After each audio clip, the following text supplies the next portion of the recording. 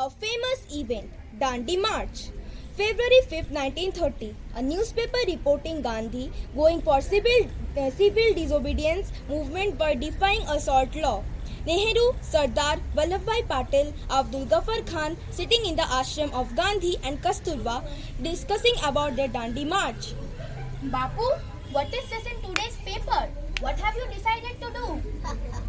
Punishment for you. Okay, you still feel that I should be punished. So you talk about Dandi. Would you use your stick to control me? Well, fine. Go ahead. I am ready. Ha ha ha.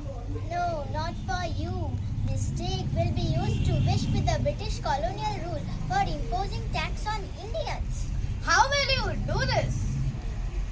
We'll start our march from this Sabarmati ashram to Dandi beach and make the salt from the water of the sea. What will happen with that? We want to show the whole world the weapon of non-violence. We can fight every injustice and exploitation.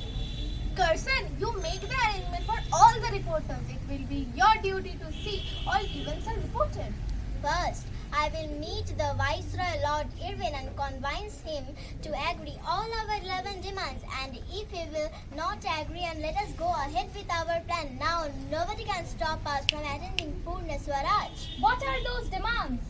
Revenue of land assessments, imposing a tax on Indians, tariff on foreign clothes. My strongest appeal will be on the tax levied on salt law. As the independence movement is essentially for the poorest in the land, the beginning will be made with this evil. Ha ha ha. In this march, I want to recruit the marchers from the ashram itself and not the ashram. Why? Why? Because my ashram people are well trained. And I want strict discipline in this march. We have succeeded in raising millions of herds of Indians, but had not violence broken out at Chauri Chaura. So we still cannot trust, because Indians are not yet ready for the non-violent resistance. Gandhi-Irwin talks failed. Irwin did not take the threat of a salt protest seriously. Then on 12th March 1930, Gandhi and 78 male Satyagrahis set out on foot for the coastal village of Dandi, Gujarat, 390 kilometers from their starting point at Gandhi Ashram. Reporters from all over the country reached there. After the prayer, Gandhi's speech to the marchers. Truth implies love and firmness engenders and therefore serves as a synonym for force. I thus began to call the Indian movement Satyagraha, that is to say, force which is born out of truth and love or non-violence, and gave up the phrase passive resistance. If the means employed are impure, the change will not be in the direction of progress but very likely in the opposite. Only a change brought by pure means can lead to real progress.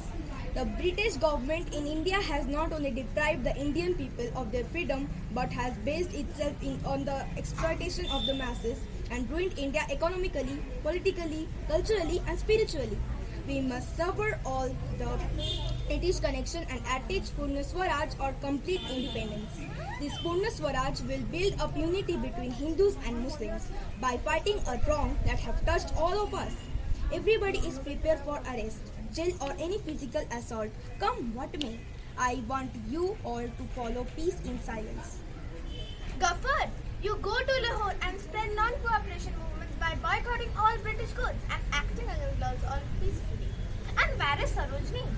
She will join us from the next village. Till now, she was in Bombay, preparing people to join this march.